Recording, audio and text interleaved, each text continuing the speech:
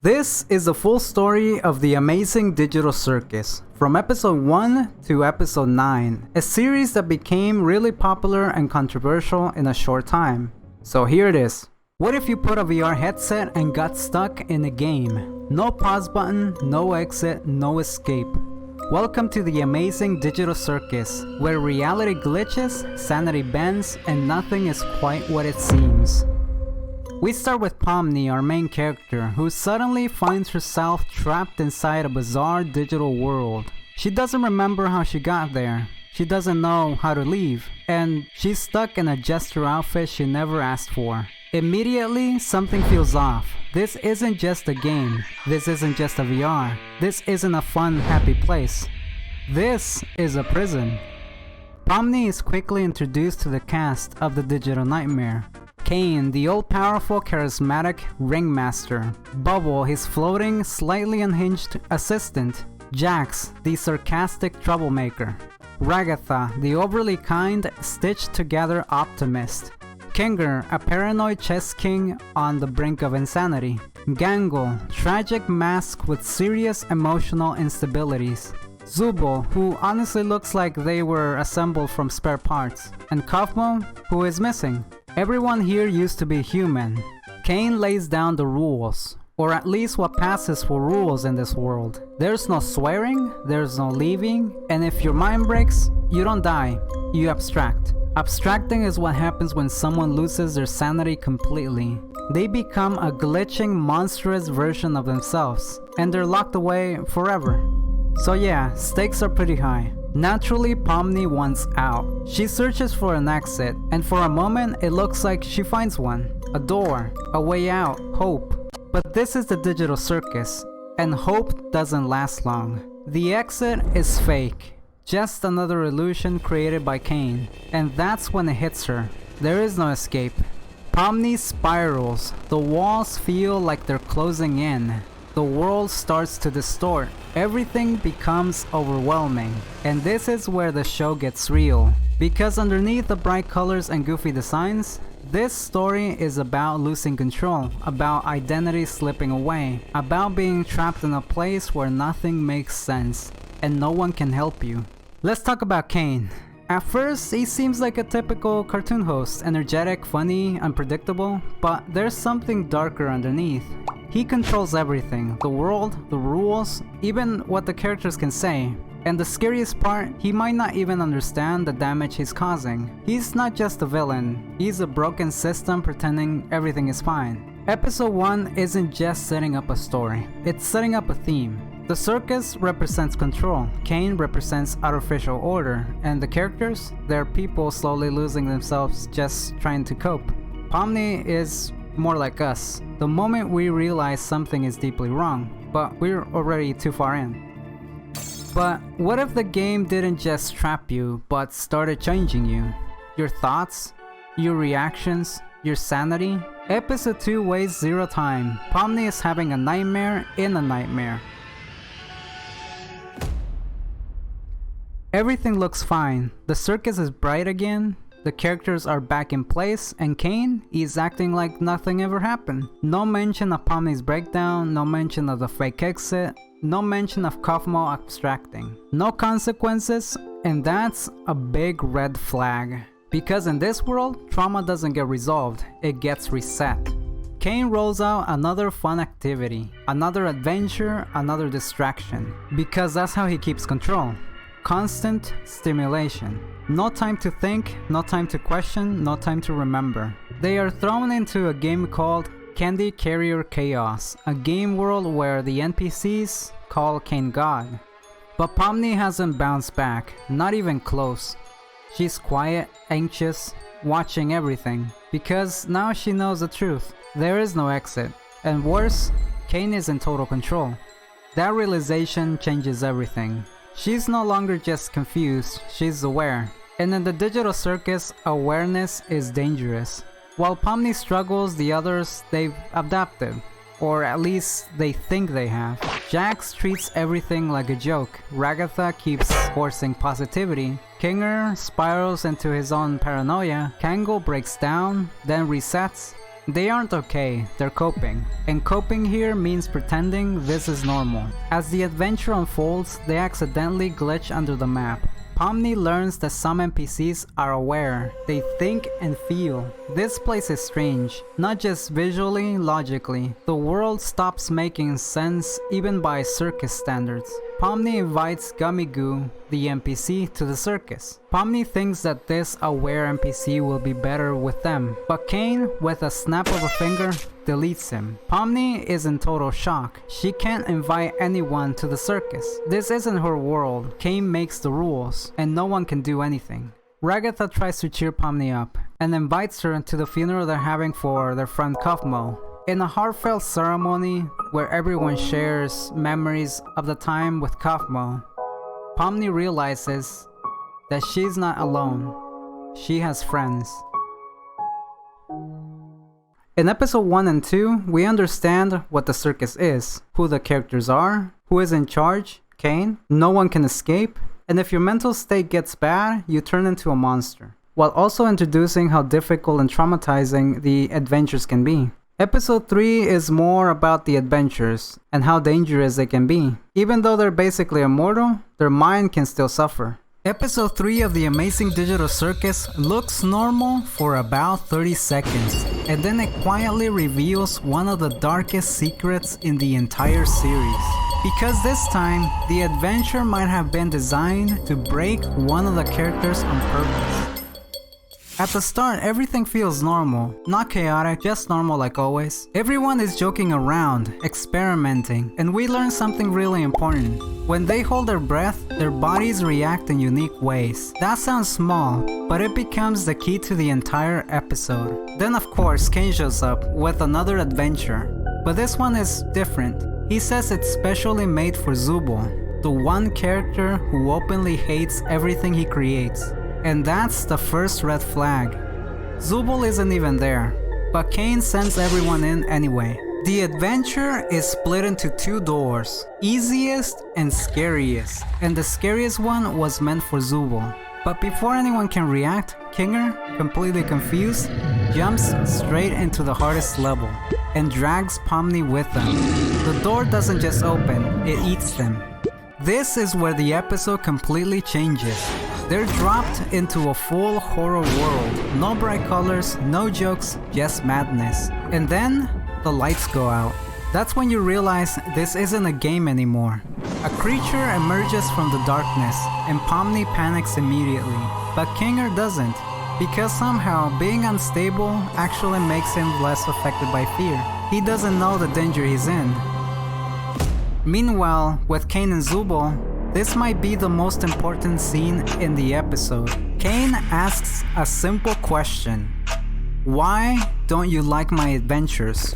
And Zubul finally says what no one else will. No one likes them. They're just too scared or too nice to say it. That one sentence breaks him. Kane isn't just doing this to entertain. It's his entire purpose. So when that gets taken away, he starts glitching, losing complete control. For a moment, you can see it clearly. Kane is not stable. He resets himself almost instantly, but now we know. Something is seriously wrong with whoever or whatever is running the circus. Back in the nightmare, things get worse. Pomni and Kinger are dragged deeper into what is basically a digital version of hell. And then Pomni gets possessed. This confirms something huge. The world doesn't just scare them, it can take control of them. Then suddenly, Kinger changes. In the darkness, he becomes calm, focused, clear, and he reveals something we've never heard before. He remembers his past, his wife. His wife was in the circus with him, and she abstracted. But in the darkness, he got one last memory with her. So the real question is, can Kane alter memories? Did he make Kinger forget somehow? Does that mean Kane can edit or recreate human memories? Because if he can, then nothing the characters remember is truly safe. Then everything clicks.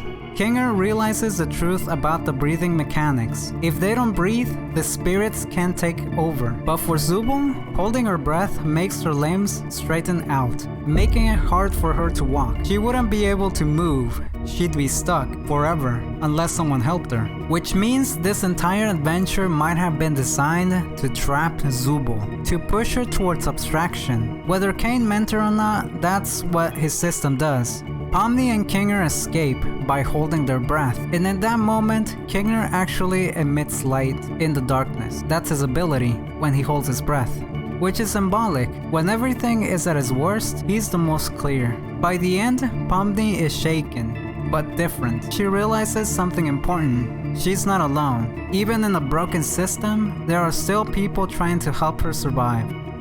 But the bigger question is this: if Kane is unstable and the adventures can push people to abstraction, then how many of these games were never meant to be survived?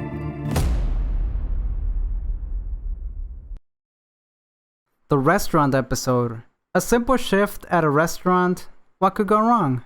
Episode 4 of the Amazing Digital Circus looks like a break from the horror, but it secretly reveals something way worse. Because this time, Kane doesn't just control the world. This episode reveals how he might be able to control minds.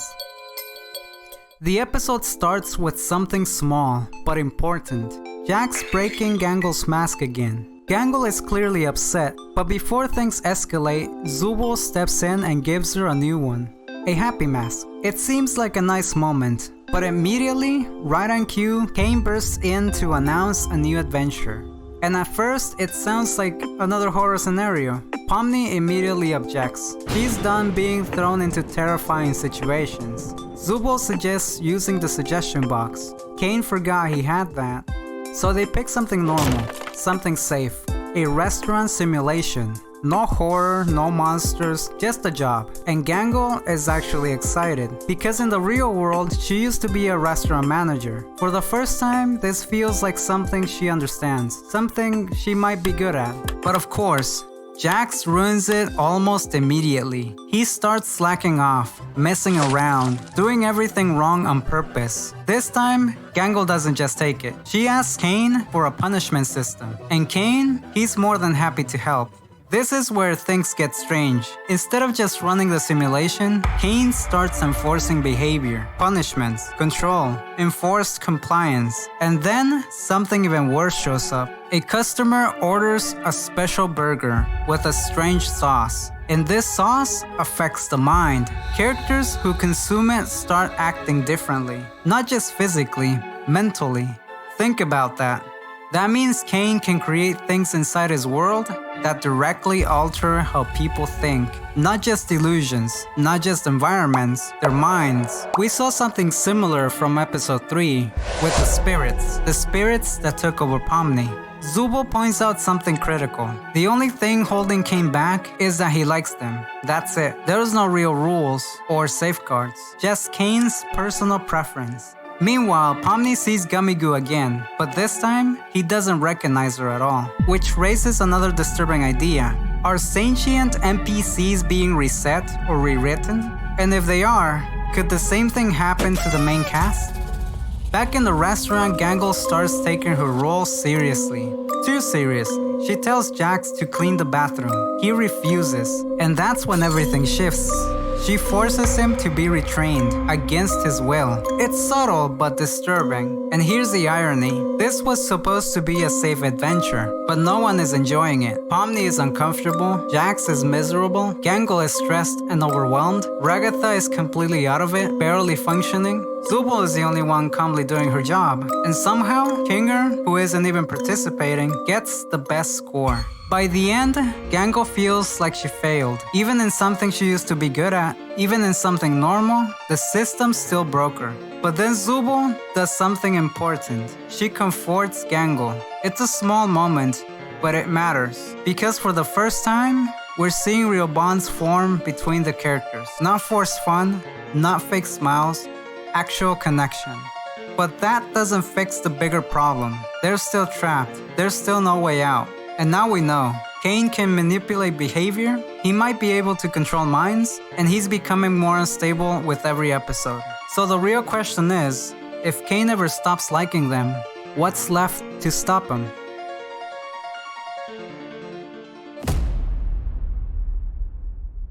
This episode shows that Kane can do a bit more than he's telling the gang. Also, Ragatha reaches her limit. Episode 5. The gang returns from another adventure, and this time, nobody had fun. Not even close. And Zubo, who didn't even go on the adventure, somehow makes Kane angry again. No, I'll tear you to pieces! And honestly, his anger is getting more disturbing. This isn't the first time we've seen Kane lose control. And every time it happens, it gets worse. Kane gathers everyone together and asks them a question.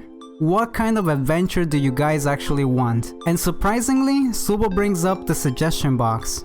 She admits that she actually enjoyed the restaurant adventure, which is shocking because Zubo never likes anything. Well, she was the only one that actually did well during that adventure, even though she got a bad score. Ragatha got completely messed up by the stupid sauce. Jax got re-educated. Pomni was talking to Gummy Goo, and Gangle, she was miserable. Which is ironic because in the real world, Gangle worked in fast food. Kane is genuinely surprised that Zubo liked one of the adventures, even if it wasn't his. But since everyone has different adventure ideas, he decides to do something different. A lightning round of adventures from the suggestion box. And the first one is one of Jax's ideas. A hunting game. Nobody likes it. The group votes against it, and somehow also votes to make Jax vegan against as well. And this is important, because this is now the third time a character's mind was altered.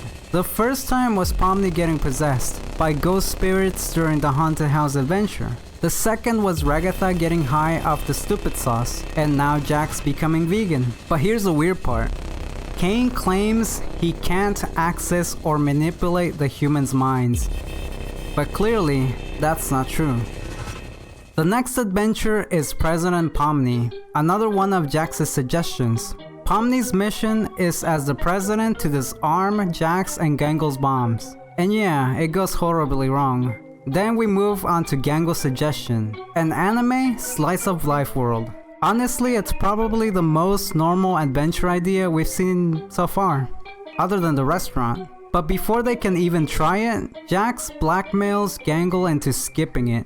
Apparently he knows something really embarrassing about her. Maybe some spicy fan art, or worse. Either way, Gangle gives in instantly. Then comes the stargazing adventure. The calmest adventure so far. And weirdly, for the first time ever, Jax actually shows concern for somebody. Gangle. Which is strange because he was literally bullying her just moments earlier. Pomni even asks Jax if he has any friends, and Ragatha casually responds, "Not anymore." And the look on Jax's face. Pure, real anger. Ragatha immediately changes the subject after realizing what she had done. Because in this episode, we learned something huge.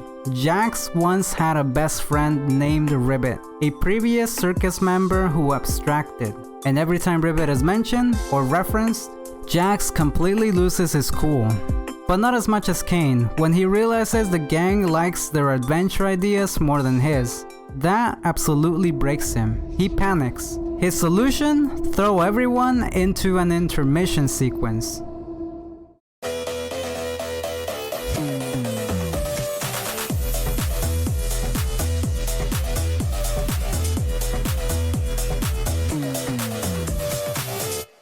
Honestly though, the poses do go hard, but during all those scenes, in one you can see Jax running by and stopping at Ribbit's old door. And I'm telling you right now, this is going to become really important later on in the story. After that, the gang enters another adventure, a bar scenario suggested by Subal. Because apparently in the real world, Subal used to work as both a bartender and a tattoo artist. And this is where we finally get some major background info about the humans trapped in the circus. Pomni is 25 years old. Before the circus, she worked as an accountant for a supermarket chain. Her hobby? Exploring abandoned buildings and posting videos online. Until one day, she explored the wrong building and somehow ended up trapped in the circus. Gangle worked in fast food, dropped out of college, failed becoming a graphic designer and eventually gave up on art entirely. Ragatha came from a wealthy family with a huge farm, horses, chickens, and a toxic mother. She later worked in real estate before ending up in the circus. Kinger barely remembers anything, but we already know his wife was trapped there with him before she abstracted. And then there's Jax, who refuses to tell the truth about his past. Instead, he makes jokes on his origin story, referencing Breaking Bad. But after episode 8, maybe he wasn't joking at all. Also, he's terrified of corn for some reason. Anyway, before the group can even continue bonding, Kane gets bored and forcibly changes the adventure, even though the whole point was supposed to be letting the humans decide. The next adventure? A softball tournament, suggested by Ragatha. The circus gang versus their evil counterpart, except Gangle. She doesn't even get an evil version. And Jax gets turned into a maid, because democracy, everyone voted for it. Their evil counterparts are really interesting. Evil Pomni is relaxed, confident, and honestly kinda cool. Even Jax likes her better. Evil Ragatha throws insults left, right, and center. Evil Jax is pink and nice, which regular Jax absolutely hates. Evil Kinger becomes some kind of dictator coach. Evil Gangle gets replaced entirely by Orbsman, and Evil Zubul is weird. This adventure starts causing real tensions in the group. Ragatha gets frustrated after failing to hit a home run, and eventually lashes out, because deep down, she's upset that she's failing to connect with Pomni, while Pomni keeps getting closer to Jax instead. At one point, Ragatha even warns Pomni not to trust him, calling Jax a bad influence, and honestly, that feels really out of character for Ragatha, which makes me think that she knows something about Jax and about Ribbit that we still don't know yet. Eventually, the adventure ends, and Kane proudly announces that his adventures are obviously better than everyone else's. The entire group disagrees, and by the end of the episode, everyone leaves in their own group, leaving Ragatha completely alone. Honestly, kinda sad. But then, in the background, hidden in the shadows, a mannequin NPC is watching them, just staring. And after episode 8, we finally know who that really was. Now the gun episode. It's a bit crazy, but it's a fun episode. At least until the big fight at the end. Episode 6 is a wild one. Suba wants something spicy, Gangle goes crazy, Pomni and Jax have a big fight, and Jax almost abstracts. Episode 6 starts with Kane excited with his favorite characters award. It's an award given to the character voted as the favorite and best character by everyone in the circus, and Kane is hosting it after the adventure of the day. But things immediately go off the map. Zubul openly admits that she's tired of Kane's adventures. She wants something with more excitement, something more spicy. I want the ability to have sex. What's interesting is Kane's reaction. He glitches so hard that he completely forgets what Zubul just said. And that raises a question. How does Kane even know what Zubul is talking about?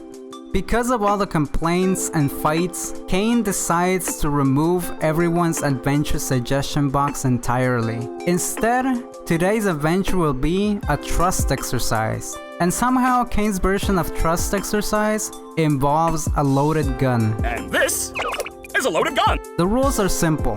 One character enters a room, removes the bullets, and then hands the gun to their partner. Their partner must trust that the bullets are gone and either shoot themselves or shoot their teammate. Simple. Totally normal. Nothing concerning about all that. Jax is up first. The problem? He wasn't paying attention to the instructions. So Kane does something incredibly strange. He literally implants the instructions directly into Jax's mind. This is yet another example that Kane can manipulate the mind of the circus members to some degree. But Jax, being Jax, completely ignores the instructions and immediately shoots Ragatha point blank. After seeing this, Kane gives up. Everyone gets guns. This is now a free-for-all. Teams of 2, 3 lives, weapons scattered throughout the circus. Last team standing wins. The characters have 5 minutes to choose teammates. Pomni asks Ragatha to partner with her, but Ragatha awkwardly refuses. The tension between them has been building for several episodes now.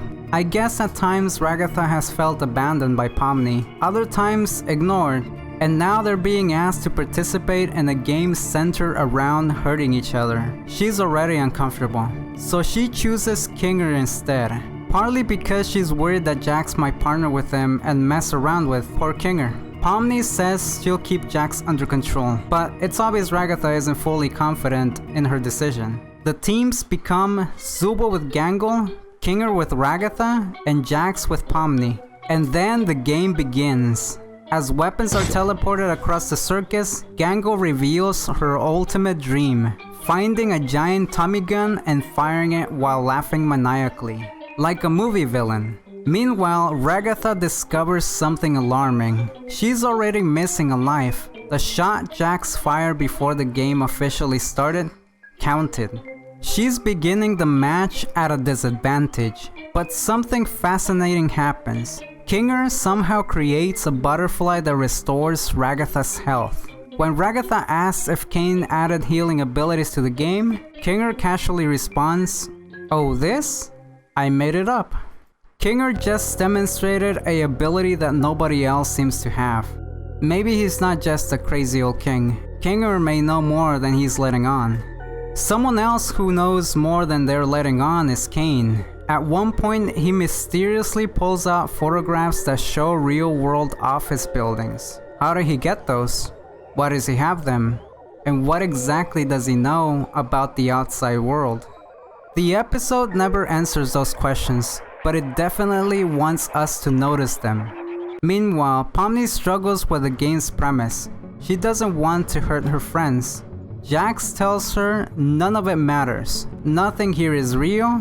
There are no consequences. So why not embrace a role? According to Jax, Gangle is the sad one, Ragatha is the nice one, Zubul is the angry one, Kinger is the crazy one, and Jax is the funny one. And Pomni? Pomni could be the evil one. At first she resists, but eventually she accepts the idea. Maybe because she remembers how much Jax seemed to like evil Pomni during the softball game. For today, she'll play the villain, evil Pomni. Meanwhile, Zubul snipes Kinger from across the circus, and Kinger responds in the most unexpected way. He turns into an action hero, suppressive fire, tactical movements, absolute chaos. The gunfire attracts Jax and Pomni. Soon, it's a full battle.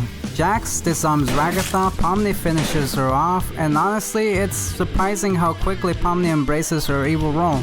The fight splits into two separate battles, Pomni versus Kinger, Jax versus Ragatha. Ragatha desperately searches for another weapon. She finds one, only to discover it's fake. She's down to her last life. Cornered by Jax, she finally says what's been bothering her. She believes Jax is intentionally getting close to Pomni in order to corrupt her. Jax points his gun at her, Ragatha blocks it with her finger, the gun backfires. One of Jax's lives is lost. He's furious. He unloads on Ragatha repeatedly, eliminating her and sending her to the loser corner. Meanwhile, Gangle and Zubul are doing a little bonding of their own. Gangle admits that she feels overwhelmed. She struggles with parts of herself that she doesn't like. Zubul tells her something genuinely meaningful. Don't hate yourself. Choose to love yourself. And no matter what happens, she'll have her back.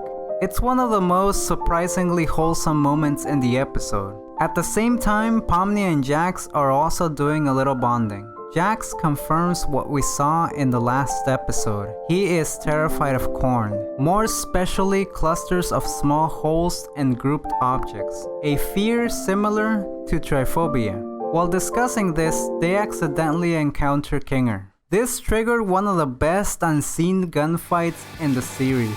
Bullets flying in the darkness, Kinger, Pomni, and Jax moving like they're in the Matrix, bullets up, down, left, right, and center. Who knew Kinger was so capable? He is a one-man army, taking on Jax and Pomni at the same time. And on top of that, he pulls a super finishing move, the Ricochet super move, and he took himself out.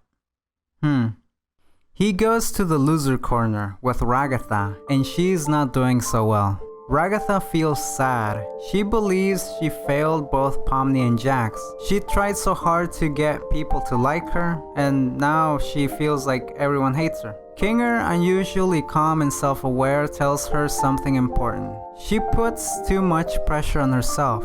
Whenever she can't help anyone, she blames herself. Then Kinger asks the question that completely changes the conversation. Do you hate yourself?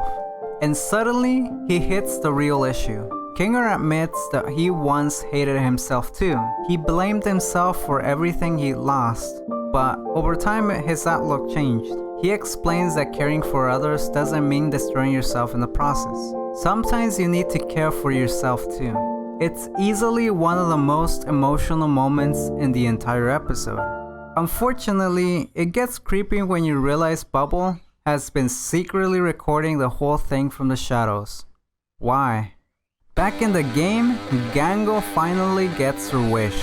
She finds the Tommy gun, she puts on her happy mask and absolutely loses her mind, laughing maniacally while unleashing a storm of bullets. The chaos destroys the pipes that everyone was standing in. When the dust settles, they find themselves in a classic who gets the gun first shoot scenario. Pomni is the fastest and finishes Gango.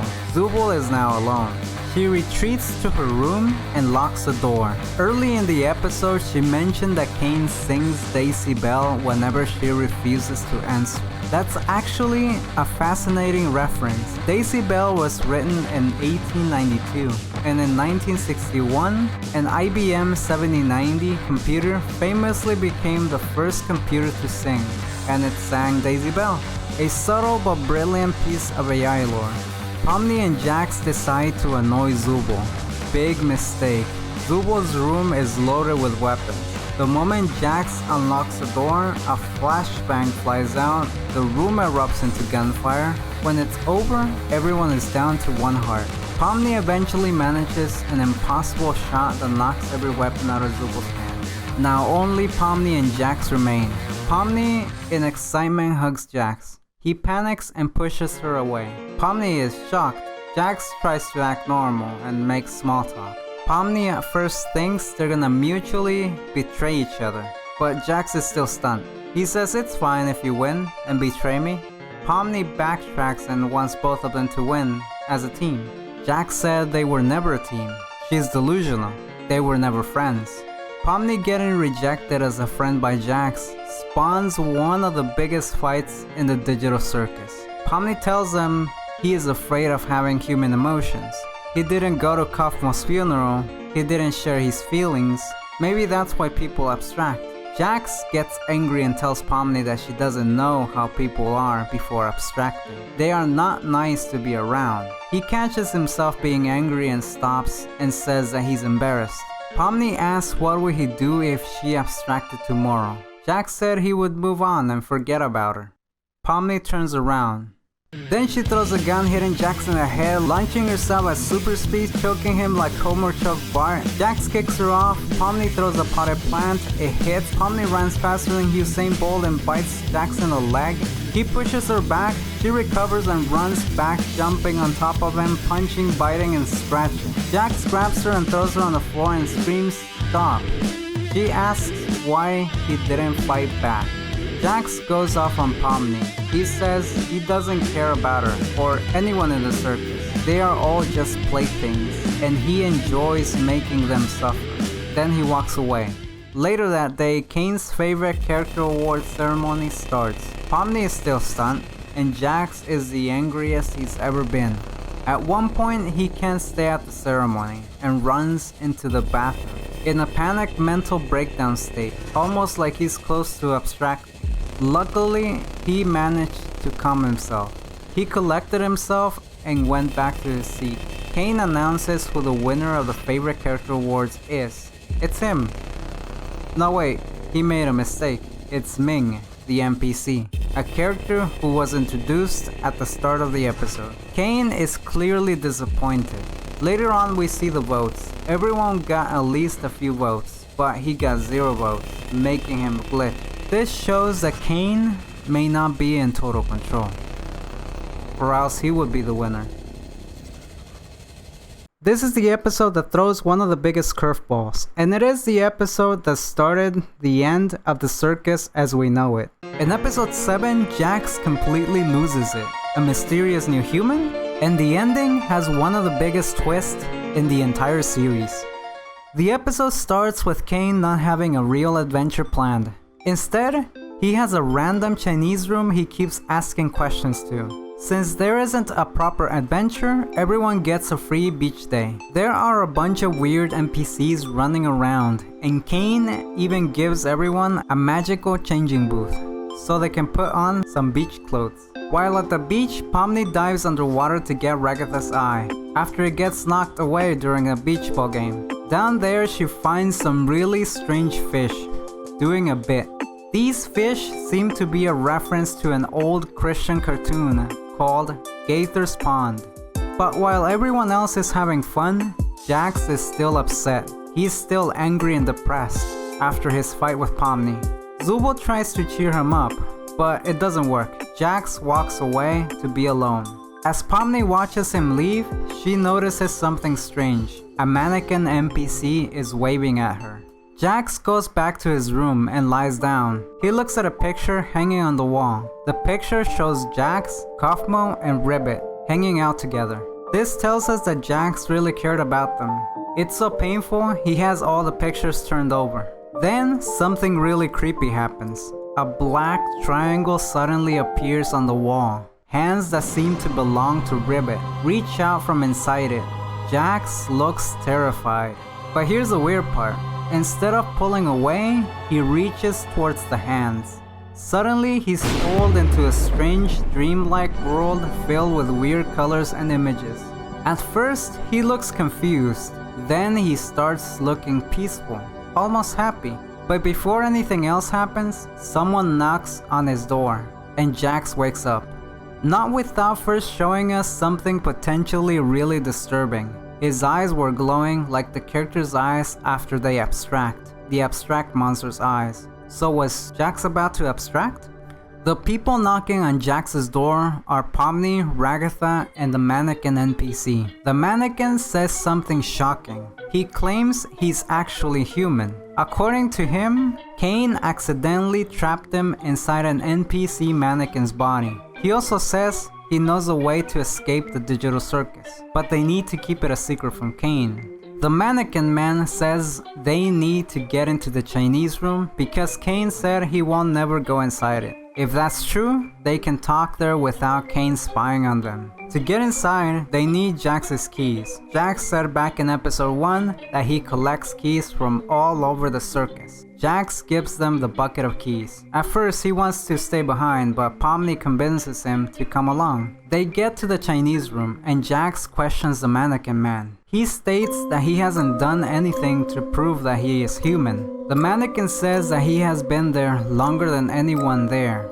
and helped create the circus, but he will only explain more inside the Chinese room, so Kane doesn't hear them. They try Jax's keys only to find out that the door was open the whole time. When they enter the Chinese room, the mannequin reveals his name, Abel. The name is probably a reference to Cain and Abel from the Bible. Abel then reveals a huge secret. He says he's one of the original programmers who helped create the digital circus. He worked for a company called CNA. There have been CNA logos all over the series since episode 1. They're hidden in many different places around the circus. According to Abel, Kinger also worked for the same company. That would explain why Kinger seems to know more about the circus than everyone else, like the butterfly.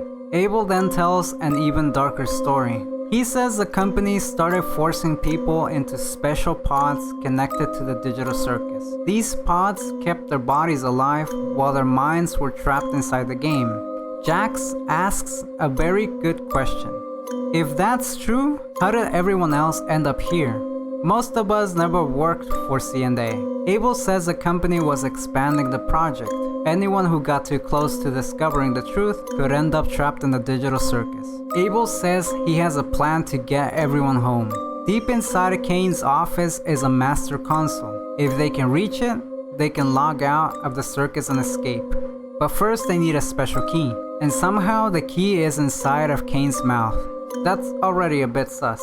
The job of getting it falls to Jax. Abel tells him to compliment Kane and asks about his hobbies. Apparently that makes Kane so happy that he freezes. As ridiculous as it sounds, it actually works. Jax gets the key. During the conversation though, Kane also reveals something interesting. He is obsessed with photos from the outside world. In particular, pictures from the CNA offices. As the episode continues, Abel starts acting suspicious. Whenever people talk about escaping, he seems sad, especially when he mentions leaving Kane behind. He also gets angry whenever Kinger is mentioned. In fact, he specially tells everyone not to tell Kinger about the escape plan. That seems really strange. Eventually, Zubul and Gangle tell Kinger anyway, and Kinger's response is shocking. That's not possible. And who is Abel? They get interrupted by Jax completing his mission, and he went a step and beyond and told Kane not to peek on them since they were organizing a special surprise for him. Pomni gives everyone an administrator pass, including Kinger. Kinger and his tent realizes something about the administrator keys and tries to warn Pomni, but once he is out of his tent into the light, he forgets what he was going to tell Pomni. Let's remember that Kinger is sane in darkness, and in bright light, his mind wanders. Using Cube Collision, Abel bounces everyone into Kane's office. The first one to go is Jax. Even though he is suspicious of Abel, he agrees because of Pomni. Finally, it's only Pomni and Abel. Pomni asks how he is getting up. He says that he isn't, but warns in kind of a dark way to make the right decision. It kinda felt like if Pomni and the gang didn't make the right decision, something terrible will happen. Even Pomni was a bit confused. Pomni gets up and Jax opens Kane's door. And Kane's office is strangely nice, with a lot of orbs that look like the worlds Kane has made for the adventures, such as Stutzy's parking lot, Candy Kingdom, and Jax recognizes a place where he seems to have some good or sad memories, probably about Ribbit. Abel told them that the entrance to the console was behind the bookcase. Bragatha opens it up. It opens into a big hall. Everyone gathers, holds hands, except for Jax. He is still in a bad state since his fight. They walk towards the master console to escape the circus. Jax is in the back, and with every step, he seems to get more and more anxious. They arrive to some big wood doors. They open. Inside a room with a big screen, 2 buttons, one red, one blue. The screen says the red button keeps everyone trapped in the circus. The blue button escapes the game and disconnects all players. For everyone else, the choice seems obvious. Press the blue button, go home. But Pomni isn't sure. Something feels wrong. She starts questioning whether it's a trap. The others get frustrated and start arguing. While everyone is distracted, Jax begins panicking. He looks like he's having some kind of breakdown. We even see flashes of memories from his real life. Then suddenly, he runs forward and slams the red button, the button that keeps everyone inside the circus. Everyone is shocked, but before Jax can explain himself, the lights go out. Then Kane appears and reveals the truth. The entire thing was fake. The whole escape plan was just another one of his adventures. Abel wasn't human. He was just an NPC created by Kane. Then Kane immediately deletes him. Everyone is horrified, except for Jax. Jax starts laughing because he suspected that Abel was fake all along. And it turns out he was right. But in reality, he was afraid it was real. When the group asks what would have happened if they pressed the blue button, Kane says Bubble was in charge of it. Bubble reveals it would have sent everyone to Shrimp Town. Not the real world, just Shrimp Town. Everyone gets angry, especially Jax. He starts yelling at Kane. He accuses him of messing with their minds and changing things about them. Kane admits that he can temporarily change people, but says he can do anything more serious because it would be dangerous. Then Kinger brings up something very interesting. The first abstraction. As soon as Kinger mentions it, Kane gets nervous, really nervous. He immediately denies everything and changes the subject. For the first time, Kane looks scared. He quickly ends the adventure and leaves, and that's where episode 7 ends.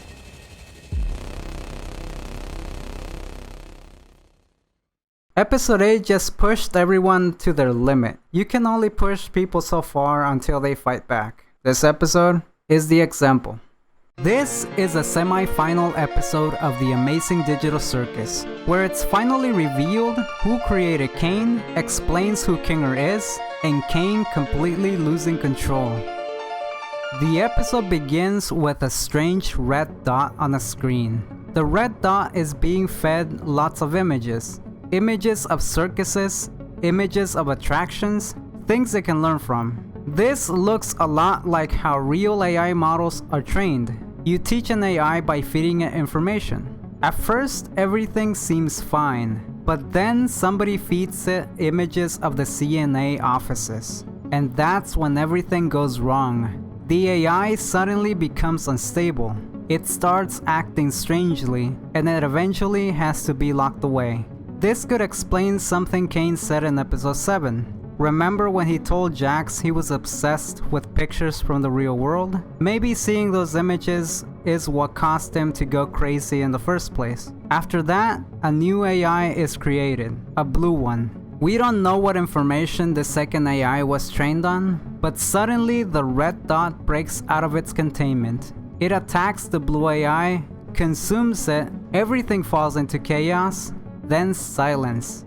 And out of the silence, a circus tent appears. This might mean that two different AIs were combined together to create the Kane we know today. The episode then switches to a flashback from Kinger's point of view. We see the first humans entering the digital circus. 5 people appear to be arguing with Kane. We can hear what they're saying, but the conversation doesn't look friendly. Then we see something heartbreaking. Kinger is talking to his wife, Queenie. He apologizes for getting her involved. He promises that he'll always be there for her. But before he can finish his sentence, the memory cuts away. The next thing we see is even worse. Kinger watches as Kane places Queenie, now abstracted, into the cellar. Kinger is left standing completely alone, terrified, heartbroken, and filled with uncertainty. Suddenly, his strange behavior throughout the series makes a lot of sense. The flashback continues. This time we see Ragatha arriving in the circus. Unlike Pomni, she seems to have been talking to someone in the real world right before arriving. She's desperately asking for help, begging someone to remove the headset, but it's too late. She's already trapped. Meanwhile, Kane is excited. He's thrilled that another human has joined the circus. Kinger, despite his own pain, welcomes Ragatha. He tells her he doesn't know how to escape, but everything will be okay. It's a surprisingly sweet moment, and it shows why Ragatha trusts Kinger so much. He's always there when you need him. Back in the present, everyone is shocked after learning that Abel was fake. The entire escape plan from episode 7 was just another one of Kane's adventures. Nobody knows what to believe anymore. Tensions are high. At one point, Jax makes a comment that causes Subal to snap. But after calming down, the group realizes something important. They may not be able to escape right now, but they still have each other. Jax starts walking away. He clearly feels guilty about pressing the red button, and he doesn't think he belongs with the group anymore. But Subal stops him. She tells him they're all in this together, including him. They're not gonna let him wander off and abstract alone. For a brief moment, Jax looks genuinely touched, but as usually, he quickly hides it. Pomni smiles at him, although it's obvious their friendship is still damaged after their fight. Meanwhile, Kane sits in his office with Bubble. He doesn't understand why the humans hate his adventures so much. From his point of view, he's giving them everything they ask for, so why aren't they happy? That's when Bubble starts saying something really disturbing. He tells Kane he's not good enough, that the humans would rather abstract than spend time with him, that he's defective, broken, a failure. At first, it seems like Bubble is just being annoying, but then it becomes clear something else is happening. Bubble seems to have a mind of its own, almost like he's the second AI from the beginning of the episode. And every insult pushes Kane closer to the edge. For the first time in the series, we see Kane truly angry. The circus begins glitching around them. Reality itself starts breaking. Cain starts ranting. He complains that the humans never appreciate anything he does. He gives them adventures, he gives them entertainment, and all they do is complain. Then he says something terrifying. He won't let them leave, and he won't let them abstract. Then he declares himself God. At this point, Cain is completely losing it. During his rant, Cain accidentally reveals something huge. He says he built everyone's bodies based on their mind files. A mind file is basically a digital copy of a person's memories, thoughts, and personality, almost like a brain scan. If that's true, then maybe the humans don't have a physical body waiting for them outside. Maybe they're just digital copies. And maybe there is nowhere for them to return. Cain rushes towards the gang. Cain tries introducing another adventure, but Zubul interrupts him. She says they're not going anywhere until he answers their questions. Pomni steps in and demands answers. Cain literally zips her mouth shut. She unzips it and keeps arguing. Cain gets annoyed. He tells everyone they have no idea how much he does for them. Then he breaks into a musical number. A cool but creepy song about how he is in charge and nobody can stop him. By the end, it's clear that Cain is reaching his breaking point. The new adventures become completely insane. Instead of fun challenges, Cain starts punishing people. Kinger gets shredded apart, Pomni has knives thrown at her, everyone is exhausted, even Ragatha, who is usually the most positive person in the group, is beginning to panic. That's when Pomni remembers something important. Kinger becomes more sane in darkness. So she puts a bucket over his head. After a while, it works. Kinger returns to his normal, intelligent self. Pomni asks Kinger what he knows about Cain, and finally we get answers. Kinger confirms that he worked at C&A. Abel was telling the truth, at least about Kinger. He was one of the developers who helped create Cain.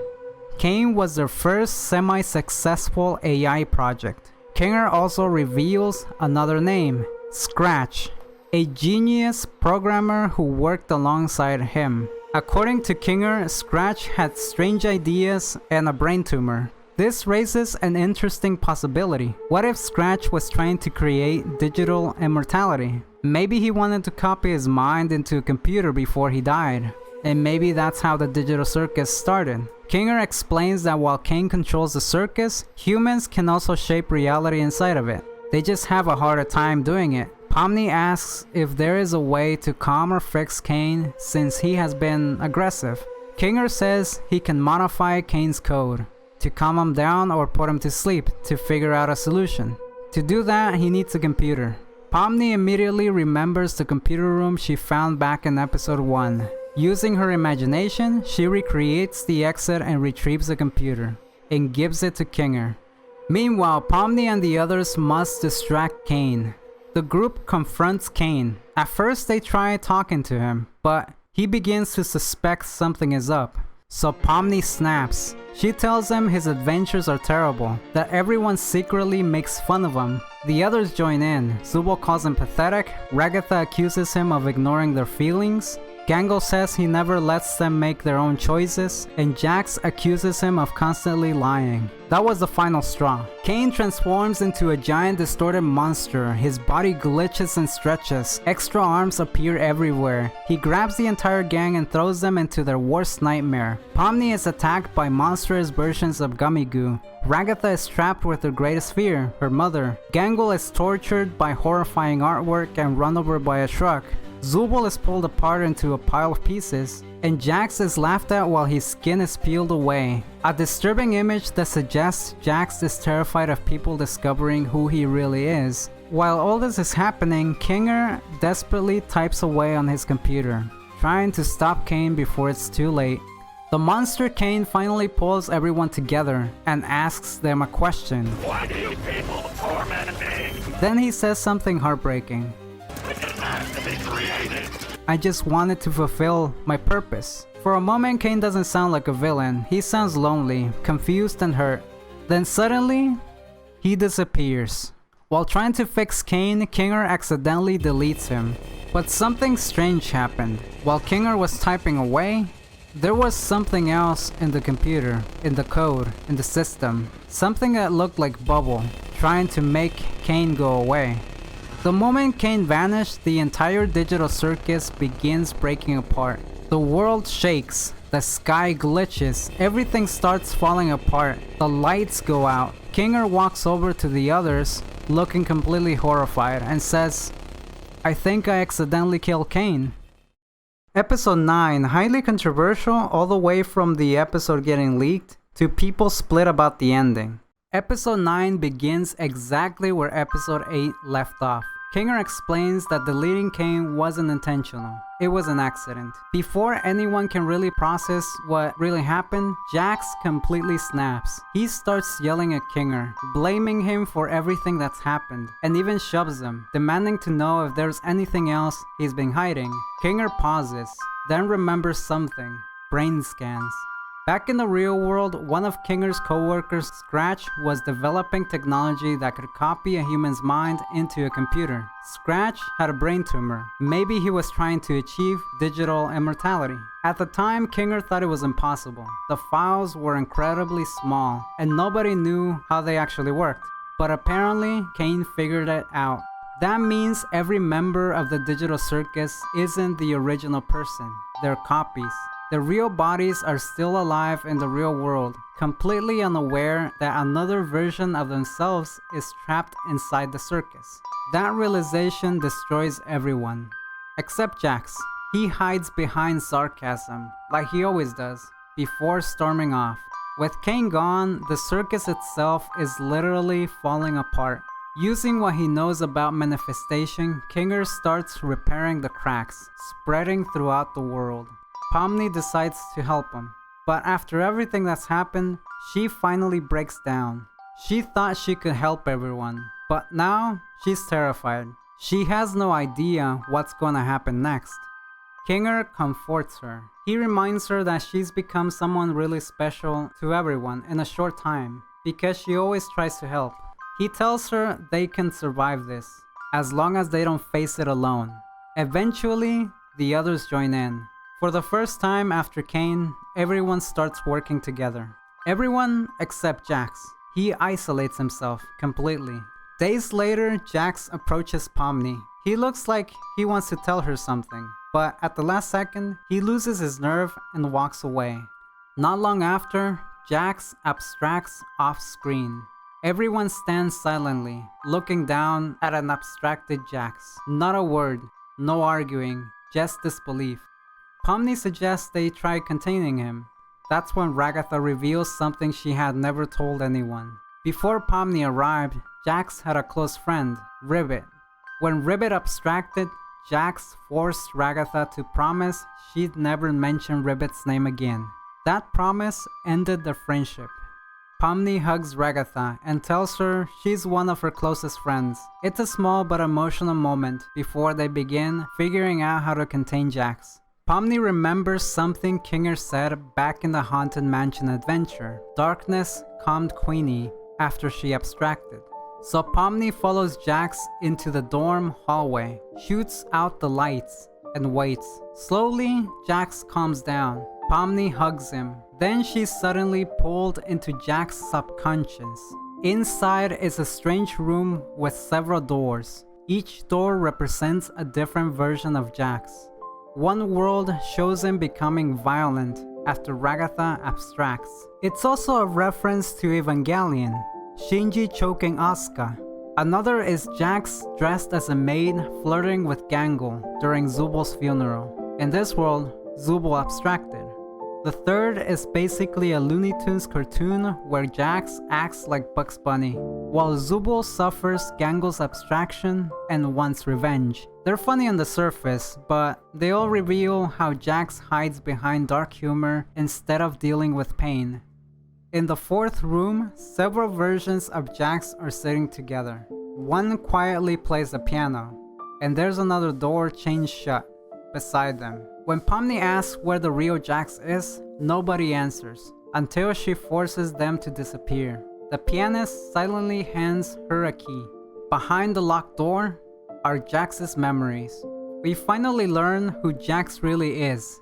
When he first arrived in the circus, he was a mess and didn't trust anyone. Eventually, his closest friends became Kaufmo and Ribbit. The three were inseparable. I'm gonna be showing Jax around this time. Damn it! Sup, moron? Okay.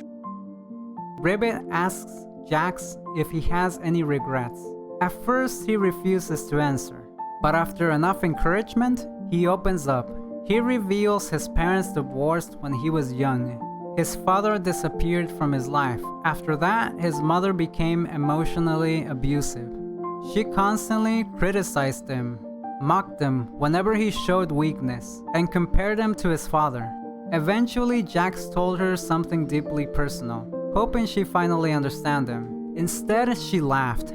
She screamed at him, then suddenly hugged him. Panicking, Jax shoved her away. She hit the floor, didn't move. Terrified, Jax ran away. After that, he became homeless, and eventually he ended up in the digital circus. Ribbit thanks him for trusting her and promised to never tell anyone.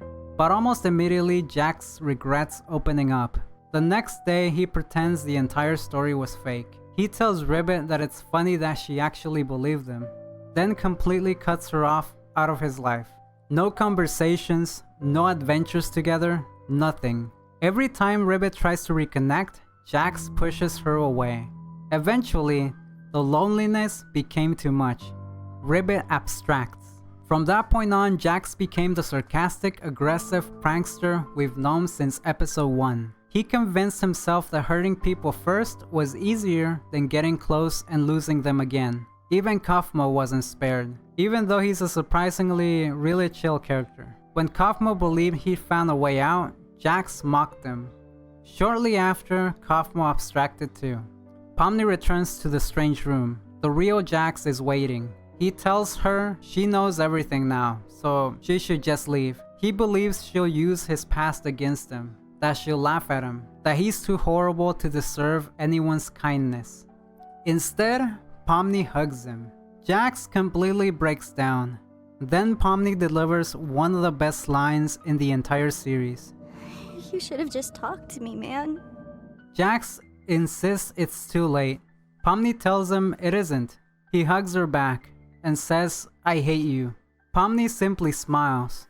Then Jax delivers one of the hardest gut-wrenching lines in all of the digital circus. I don't want to go. It's one of the most emotional scenes in the entire show. Unfortunately, Jax is too far gone. His abstraction becomes unstable. Pomni is forced back into reality. The others pull her to safety. Together they build a massive containment area for Jax. And for the first time, Gangle is finally able to cry for Jax.